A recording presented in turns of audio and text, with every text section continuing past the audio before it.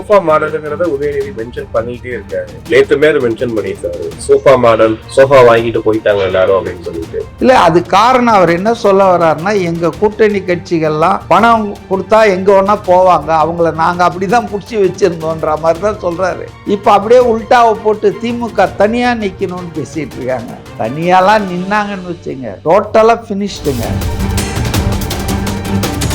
சீமான் அவர்கள் உதயநிதி அருகில் உட்கார்ந்து பேசினது, முதலாளி அருகில் தொழிலாளி, இனிமேல் இன்னும் அவரும் மற்றும் பலர் மாதிரி தான் ஆக போறாரு. இன்னைக்கு சட்டசபையில ஆளுங்கட்சிக்கு எதிராக குரல் கொடுக்கறதுக்கு ஆளே இல்லையா. Udhayanidhi waste, EPS waste, AIADMK எம்எல்ஏக்கள் வேஸ்ட்டு, திமுக எம்எல்ஏக்கள்லாம் வேஸ்ட்டுன்றாரு. எல்லாம் வேஸ்ட்டு. இவர் அண்ணன் சீமான் போனாதான் அரசுக்கு எதிராக குரல் கிளம்போன்றாரு. அப்போ கூட வெக்கங்கெட்டவங்களுக்கு நம்மள தாண்டா காரி முடிகிறான்னு கூட தெரியாம சீமான் ஏன் அம்பா சமுத்திரத்தை சூஸ் பண்ணாருன்னு அந்த பேக்ரவுண்ட் ஸ்டோரி பார்க்கும்போது தான் இவருமா இப்படின்னு நினச்சேன். என்ன பண்ணாலும் இவர் தலைகீழாக நின்னாலும் இந்த 7 தொகுதியில் இதுக்கு அப்புறம் வர்ற 5 தொகுதியாக இருந்தால் கூட தாவேக்கா தான் ஜெயிக்க போகுது. அதில் எந்த சங்கதி. இது போன்ற வீடியோக்களை தொடர்ந்து பார்ப்பதற்கு தமிழ்நாடு டைம்ஸை சப்ஸ்கிரைப் பண்ணிக்கோங்க. எங்களுடைய சமூக வலைதள பக்கங்களான ஃபேஸ்புக், இன்ஸ்டாகிராம், எக்ஸ் பக்கங்களை ஃபாலோ பண்ணிக்கோங்க. உலகெங்கும் வாழும் தமிழ் நெஞ்சங்களுக்கு கிறிஸ்டியின் அன்பு வணக்கம். அரசியல் விமர்சகர் CK மதிவாணன் இணைஞ்சிருக்காரு. வணக்கம் சார். வணக்கம். எப்படி இருக்கீங்க சார்? நல்லா இருக்கேன் சார். கல்யாண வீடுகளில் போயிட்டு வாழ்த்துக்கள் கேள்விப்பட்டிருப்போம். ஆனா திமுக தொடர்ந்து கல்யாண வீடுகள்ல கலைஞ்சிரும் ஆட்சி கலைஞ்சிரும் அதை தொடர்ந்து சொல்லிக்கிட்டே இருக்காங்க. அதுவும் கல்யாண வீடுகள்ல போய் இந்த மாதிரி விஷயங்களை பண்றத ஒப்பாரி வைக்கிற மாதிரி இருக்குன்ற மாதிரியும் சாடலும் இருக்கதையும் பாக்குறோம். நீங்க எப்படி பாக்குறீங்க இந்த விஷயங்கள? இல்லை, இது திமுக தேர்தல் தோல்வியை ஏற்றுக்கொள்ள முடியாமல் திணறுகிறது என்றதுதான் அர்த்தம். அது கல்யாண வீடுன்னு இல்லை. அன்னைக்கு பெஞ்சமின் திமுக முன்னாள் அமைச்சர் இணைஞ்சார். வானகரத்தில் எங்கேயோ ஒரு கூட்டம் போட்டாங்க. ஸ்டாலின் அவர்கள் கலந்துக்கிட்டு எவ்வளோ பேசினார். தேர்தல் வரப்போகுது, எச்சரிக்கையாக இருங்க, இந்த வண்டி 3 மாதம் தாங்காது, 6 மாதத்துக்குள்ளே கண்டிப்பாக தேர்தல் வரும்லாம் சொன்னாங்களே. இதெல்லாம் எந்த அடிப்படையில் சொல்கிறாங்க? இவர் ஒரு எக்ஸ்பீரியன்ஸ்டு லீடர். அவர் உதயநிதி மாதிரியோ மற்றவங்க மாதிரியோ பேச மாட்டார்னு நான் நினச்சிட்டு இருந்தேன். ஆனால் இப்போ அவரும் ரொம்ப மோசமாக பேசுகிறாரு. எந்த முகாந்திரமும் இல்லாமல் தேர்தல் வரும் 6 மாதத்துக்குள்ளேனா, அதுவும் 144 பேர் ஆதரவையோட அவர் சட்டமன்றத்தில் தனக்கு நம்பிக்கை கோரும் வாக்கை வெற்றிகரமாக முடிச்சிருக்காரு. அப்புறம் அதுக்கு ஒரு 6 மாதம் எஃபெக்ட் உண்டு. சாதாரணமாக ஒரு no confidence motion or confidence motion நிறைவேற்றப்பட்டால் அடுத்த 6 மாதத்துக்கு அதே மாதிரி பண்ண முடியாது. அதனால தான் இப்போ சபாநாயகர் மேலே போகிறாங்க. இப்போ அக்டோபர் நவம்பர் வரைக்கும் இவங்களால் இந்த அரசு மேலே நம்பிக்கையில்லா தீர்மானம் கொண்டு வர முடியாது. ஸோ அதனால் வேறு யோசனைகள் போகிறாங்க போல இருக்கு. இது தாவேக்காவுக்கு பலத்தை தான் சேர்க்கமே தவிர அதை ஒன்றும் பலவீனமே ஆக்காது. இவங்க ரொம்ப தப்பு கணக்கு போடுறாங்க. சோஃபா மாடலுங்கிறத உதயநிதி மென்ஷன் பண்ணிட்டே இருக்காரு. நேத்துமே அதை மென்ஷன் பண்ணியிருக்காரு. சோஃபா மாடல், சோஃபா வாங்கிட்டு போயிட்டாங்க எல்லாரும் அப்படின்னு சொல்லிட்டு. அதுக்கு தான் நேற்று திருமாவளவன் சொல்லியிருக்காரு. ரொம்ப கடுமையாக பதில் சொல்லிக்க முதல் தடவையா. அதாவதுங்க, உதயநிதி எதிர்க்கட்சி தலைவர் பதவிக்கு தகுதியானவர் இல்லை என்பதை நாளும் பொழுதும் நிரூபிச்சிட்ருக்கிறாரு. என்ன சொல்கிறாருன்னா, சோபாவில் பணம் வச்சு அனுப்பிச்சாங்க, சோபா வந்தவொன்னும் ஓடிட்டாங்கன்னெலாம் பேசுகிறாரு. இந்த காலத்தில் எவ்வளோ நவீன காலம். பணம் கொடுக்குறதெல்லாம் ஒரு பேச்சுக்கு வச்சுக்கினா கூட யாரும் தெரியாமல் கண்ணிமைக்கும் நேரத்தில் $100 மில்லியன் ட்ரான்ஸ்ஃபர் ஆகிடும். இவங்களை சோபாவில் வச்சு தைச்சி, இந்த ஆளுக்கு என்னன்னா சினிமா ரீல்ஸ் பார்த்து, இந்த புஷ்பா படம் பார்த்தீங்க இல்லையா, அதில் தான் அது ஒரு ஓல்டு காலத்தில் படங்க, அது பீரியட் படம், அது இப்போ நடக்கிறது இல்லை. சோபாவில் பணத்தை வச்சு அனுப்புறது ஒவ்வொரு வீட்டுக்கும் மந்திரிங்களுக்கும். அதை பார்த்ததின் விளைவு தான் அந்த புஷ்பா எஃபெக்ட் தான் உதயநிதி சோபா மாடல் பேசுகிறார். திரும்ப அதையே பயன்படுத்துறாரு. இல்லை, அது காரணம் அவர் என்ன சொல்ல வர்றாருன்னா, எங்கள் கூட்டணி கட்சிகள்லாம் பணம் கொடுத்தா எங்கே வேணா போவாங்க, அவங்கள நாங்கள் அப்படி தான் பிடிச்சி வச்சுருந்தோன்ற மாதிரி தான் சொல்கிறாரு. அதன் விளைவு என்னென்னா பணத்துக்காக இவங்க எங்கே வேணாலும் போவாங்கன்றதை எஸ்டாப்ளிஷ் பண்ணுறாரு. இதில் மற்றவங்கெல்லாம் விடுங்க, பாவம் அந்த பேராசிரியர் காதர் மொய்தீன் முஸ்லீம் லீகுடைய அவர் ரொம்ப வருத்தப்பட்டு சொன்னார். அதாவது முதலமைச்சர் வராரு எங்கள் ஆஃபீஸுக்கு நாங்கள் நம்பவே முடியல. இதுவரையில் எங்கள் 50-60 வருஷம் வரலாற்றில் எந்த முதலமைச்சரும் இல்லை, எந்த நாங்கள் தான் போய் அவங்கள பார்ப்போம், எங்களை பார்க்கறதுக்கு எவனுமே வந்தது இல்லை. ஆமாம், அப்போ ஒரு முதலமைச்சர் நாங்கள் வரவானான்னு சொன்னால் இல்லை, அவர் வந்தே தீர்வுன்ட்டார். அவர் உட்கார்றதுக்கு ஒரு ஒழுங்கு பண்ணால், நம்ம வீட்டில் ஒரு இவர் வரார் விஐபின்னு நைட்டோட நைட்டாக வெள்ளை அடித்தோம். அந்த அழகில் இருந்தது எங்கள் ஆஃபீஸு. அது வாடகைக்கு சோஃபாலாம் வாங்கி போட்டது உண்மைதாங்க. அது அவர் போன உடனே அதை எடுத்துன்னு போயிட்டாங்க. இப்போ கல்யாணங்கள்லேயே சோஃபாலாம் போடுறாங்க, பார்த்துருக்கீங்கல்ல, பெரிய சோஃபாங்கள்லாம் இருக்கும். இப்போ அது கல்யாணம் முடிஞ்ச உடனே போயிடும் லாரியில்.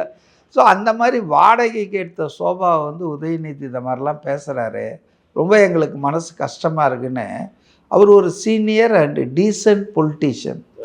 அவர் புண்படுகிற அளவுக்கு மனசு இந்த உதயநிதி சும்மா, அதாவது தன்னை போல் பிறரை நினைக்கிறாங்க போல இருக்கு. அதாவது திமுக கூட்டணி கட்சிகளுக்கெல்லாம் மாதம் மாதம் பணம் கொடுத்து மெயின்டைன் பண்ணிகிட்டு இருந்தாங்கல்ல, 9 வருட கூட்டணி, மெகா கூட்டணி தான் திமுகவின் பலம்னாங்களே. இப்போ அப்படியே உல்டாவை போட்டு திமுக தனியாக நிற்கணும்னு பேசிகிட்டு இருக்காங்க. தனியாலாம் நின்னாங்கன்னு வச்சுங்க, டோட்டலாக ஃபினிஷ்டுங்க, ஐசோலேட்டட் அண்ட் ஃபினிஷ்டு. ஸோ உதயநிதிக்கு பக்குவம் இல்லைங்க. இல்லைன்னா சட்டசபையில் ஒரு பொலிட்டிக்கல் விமர்சனம் சட்டையர் வைக்கிறாரு முதல்வர். அதாவது அவரை எவ்வளோ பேசுனீங்க, குதிரை வியாபாரி நீங்கள் என்னென்னோ பேசுனீங்க, அப்போ அவர் பதில் சொல்லும்பே. அதாவது அவர் பாருங்கள், எதுலேயுமே தலையில்லை, யாரையுமே தலையிட்டு குறுக்கீடு செய்யலை, ஜென்டில்மேனாக சிஎம் நடந்துக்கிட்டார். சபாநாயகர் அவருக்கு எப்போ அலாட் பண்ணாரோ அந்த டைமில் தான் அவர் தொகுப்புரை பண்ணார். சரி, அப்போ அவர் நீங்கள் 2 நாளாக பேசுகிறதுக்கெல்லாம் பதில் சொல்லணுன்றதால அவர் ஒரு கதை வடிவத்தில் ஒரு குட்டி கதை உருவாக்கி அதில் ஒரு கதாபாத்திரம் எங்கப்பா உங்கள் அப்பா இங்கே தான் இருப்பார்னாங்க, அப்பாவை காணமே அப்படின்னு கேட்குற மாதிரி சொன்னார். ரொம்ப நளினமாக, நான் சில இடத்துல சொன்ன மாதிரி நக்கலுக்கும் நையாண்டிக்கும் நடுவில் போகிறாரு, ரொம்ப டீசெண்டாக போகிறாரு. கலைஞர் கருணாநிதின்னு சொல்லாமல் கருணாநிதின்னு சொல்லிட்டு சரி கலைஞர் கருணாநிதின்றார். ஸோ அவருடைய பண்பாடு, அவருடைய அந்த கேரக்டரு அதெல்லாம் பார்த்து அவர் ஒரு விமர்சனம் வைக்கிறாரு. அதுவும் நீங்கள்லாம் இல்லை அவையில், அவங்க யாருமே அப்போ அவையில் இல்லை, அந்த கதையை சொல்கிறாரு. அதுவும் சபாநாயகர்கிட்ட, சார் நான் ஒரு குட்டி ஸ்டோரி சொல்லாமான்னு சொல்லுங்கன்றார். ஒரு சபாநாயகர் அனுமதி பெற்று சொல்கிறாரு. ஏதோ சட்டசபை மாண்பே கெட்டா மாதிரியும், இவங்க தனப்பாலை பிடிச்சி உளிக்க அந்த நாக்காலியே அடித்து ஒரு நொறுக்குந்தெல்லாம் தெரியாதா? இல்லை ஜெயலலிதா அவர்கள் பெண்ணென்றும் பாராமல் அவங்கள சேலையை பிடிச்சி துரைமுருகன் சட்டமன்றத்துக்குள்ளே உருவுந்தெல்லாம் தெரியாதா? இன்னும் சட்டசபை மாண்பு போச்சான், ரீல் போடுறாங்க அப்படின்றாரு. சரி, அவர் ஒரு அரசியல் ரீதியான, அதாவது கொளத்தூரில் முதல்வர் தோற்கடிக்கப்பட்டதை அவர் ஒரு நையாண்டி செய்கிறாரு. அவருக்கு உரிமை இருக்குல்ல, நீங்கள் எவ்வளோ நையாண்டி அப்போ அதே மாதிரி நீங்கள் அவருக்கு பதில் கொடுக்கலாம், தப்பே கிடையாது. சார், சீமான் அவர்கள் உதயநிதி அருகில் உட்கார்ந்து பேசுறது, முதலாளி அருகில் தொழிலாளி பேசிட்டாங்க. பேசிட்டு முடிச்சதுக்கு அப்புறமா அதை கேட்டதுக்கு இது ஒரு மாண்பு, அரசியல் மாண்பு அப்படின்னு சொல்றாங்க. ஆனா ஒரு ஹிஸ்டரியை பார்க்கும்போது தலைவர் வேலுப்பிள்ளை பிரபாகர் அவங்களுடைய தாயார் இங்க மருத்துவத்துக்காக வரும்போது அந்த சென்னை தமிழக ஏர்போர்ட்ல இருந்து அவங்கள வெளியே வர விடாம திருப்பி அனுப்பிச்சாங்க கலைஞர் கருணாநிதி. அப்படி இருக்கும் போது அதையெல்லாம் மறந்துட்டாரா? மறந்து இன்னைக்கு உட்கார்ந்து பேசுறதா, கட்டி பிடிச்சிட்டு தம்பிங்கிறது இல்லைங்க. அதாவது நாம் தமிழர் இந்த தேர்தலில் பீப்புள் ஹவ் ரிஜெக்டட் ஹிம். கொஞ்சம் கொஞ்சமாக சேர்த்து குருவி மாதிரி சேர்த்து 8% வந்தார். அதை ஒரு 10-12 ஆக்கலான்னு தான் அவர் கனவு கண்டார். ஆனால் நீங்கள் பார்த்தீங்கன்னா அது 4க்கு போயிடுச்சு. இனிமேல் இன்னும் அவரும் மற்றும் பலர் மாதிரி தான் ஆக போகிறாரு. இந்த அழகில் அவருக்கு இனி இந்த அரசியல் எடுபடாது, தனித்து போட்டின்றது வேலைக்கு ஆகாது. எல்லாருமே அவனே ஆனானப்பட்ட அது அம்மி கல்லே ஆடி காற்றுல பறக்கும்போது இவங்கெல்லாம் ஒன்றும் பண்ண முடியாது முடிவுக்கு தான் இப்போ எப்படியாவது எம்எல்ஏவை ஆயிடலாம். அம்பாசமுத்திரத்தை அவர் குறி வச்சு பொது வேட்பாளர்ன்ற அந்த ஒரு பேச்சை அப்படி பரப்ப விடுறாங்க. காரணம் என்னென்னா, இப்போ அவங்க நாம் தமிழர் கட்சி இந்த சேட்டை துரைமுருகன்லாம் என்ன சொல்கிறாங்கன்னா, இன்றைக்கி வந்து சட்டசபையில் ஆளுங்கட்சிக்கு எதிராக குரல் கொடுக்கறதுக்கு ஆளே இல்லையா அப்படின்னா என்ன சொல்கிறாங்க புரியுதா உங்களுக்கு? Udhayanidhi waste, EPS waste, AIADMK எம்எல்ஏக்கள் வேஸ்ட்டு, திமுக எம்எல்ஏக்கள்லாம் வேஸ்ட்டுன்றாரு. எல்லாம் வேஸ்ட்டு. இவர் அண்ணன் சீமான் போனாதான் அரசுக்கு எதிராக குரல் கிளம்போன்றாரு. அப்போ கூட வெக்கங்கெட்டவங்களுக்கு நம்மள தாண்டா காரி முடிகிறான்னு கூட தெரியாமல் அவங்க வந்து பொது வேட்பாளராக போடலாம். எனக்கு அதெல்லாம் விடுங்க, இந்த அணி தான் வரப்போகுதுங்க. கூட்டணி என்பது வந்தே தீரும். அன்றைக்கி கவர்னரை போய் பார்த்தாங்கல்ல முந்தா நாள் 3 பேர், அதுதான் திமுக, அதிமுக, பாஜக. இந்த கூட்டணி வந்தே தீரும். இன்றைக்கி இல்லைன்னா நாளைக்கு, நாளைக்கு இல்லைன்னா நாளன்னைக்கு. அதுதான் எதிர்க்கட்சி கூட்டணியாக இருக்க போகுதுங்க. அப்போது எனக்கு அதெல்லாம் விடுங்க, யார் சேரலாம், யார் ஒன்றா போகலாம், உங்களுக்கு இஷ்டம். அந்தந்த கட்சிகளுடைய முடிவு, அதை நம்ம யாரும். ஆனால் சீமான் வந்து ஏன் வந்து அம்பாசமுத்திரத்தை சூஸ் பண்ணாருன்னு அந்த பேக்ரவுண்ட் ஸ்டோரி பார்க்கும்போது தான் இவருமா இப்படின்னு நினச்சேன். ஏன்னா நாடார்கள் பெரும்பகுதியாக உள்ள இவருடைய வகுப்பினர் பெரும்பகுதியாக உள்ள அந்த தொகுதியில் போய் நின்னா பொது வேட்பாளர்னு திமுக அதிமுக ஓட்டெல்லாம் வந்தால் ஜெயிச்சிடலான்னு ஒரு கணக்கு போடுறாரு பாருங்க. அவர் என்ன புரிஞ்சிக்கலன்னா, 2026 தேர்தலில் ஹைகோர்ட்டே அப்சர்வ் பண்ணிச்சு, மெட்ராஸ் ஹைகோர்ட்டு. இந்த தேர்தலில் மக்கள் ஜாதி பணம் எல்லாத்தையும் தூக்கி வீசிட்டாங்க, ஒரு மாற்றத்துக்காக ஓட்டு போட்டுருங்க. இப்போ இன்னமும் இந்த மக்கள் தங்களுக்கு ஓட்டு போடுவாங்க ஜாதி சொல்லிட்டு அப்படின்னு அவர் வந்து திருச்சி கிழக்க செலக்ட் பண்ணியிருந்தாருன்னா நான் கேட்க மாட்டேன். இல்லை வேறு காலியாக இருக்கலாம் சார். இவர் வந்து ஏன் அம்பாசமுத்திரத்துக்கு போகிறாருன்னா, அந்த தொகுதியினுடைய சோஷியல் ஃபேப்ரிக், அந்த சோஷியல் ஸ்ட்ரக்சர் எப்படி இருக்குன்னா, இவருக்கு சார்ந்த ஒரு கூட்டம் பெருசாக இருக்குன்னு. என்ன பண்ணாலும் இவர் தலைகீழாக நின்னாலும் இந்த 7 தொகுதியில் இதுக்கு அப்புறம் வர்ற 5 தொகுதியாக இருந்தால் கூட தாவேக்கா தான் ஜெயிக்க போகுது. அதில் எந்த சந்தேகம். 2 days முன்னாடி அந்த ட்ரைன்லாம் நடந்துச்சு. நிறைய பேர் இஷ்டத்துக்கு பேசுறாங்க. ஏன் ஒரு மாதிரி நடவடிக்கை எடுக்காம ஒரு அமைதியாவே இருக்கு கவர்மெண்ட்? இல்லை இப்படி இதை கவர்மெண்ட்டை சொல்கிறீங்களா? கவர்மெண்ட் வந்துங்க கருத்து சுதந்திரத்தை மதிக்குதுங்க.